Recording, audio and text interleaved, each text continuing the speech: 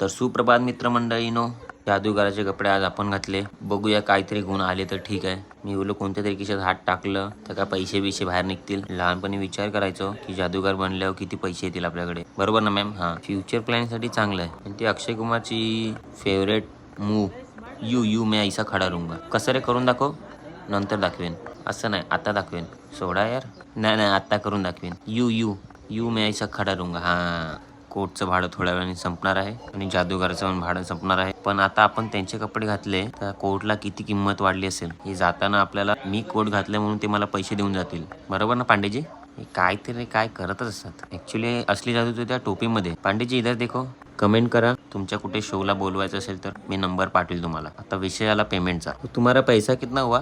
वो जो क्या समझ के देना वो दे दो. आपल्या इथे आले हे म्हणून हे पैसे देतात आपल्याला. आपण बोलवलं म्हणून ह्यांना पैसा पण नाही देणार. किती हिसाब बनतो काय माहित. बघितल्याबद्दल. ही जादूगारासोबतची शेवटची व्हिडिओ होती. आज 340वी व्हिडिओ आहे आपली. अजून 25 व्हिडिओ कशा टाकू ते पण कॅमेरा बंद आहे म्हणून. आता इथपर्यंत, पुढचं पण बघून घेऊ.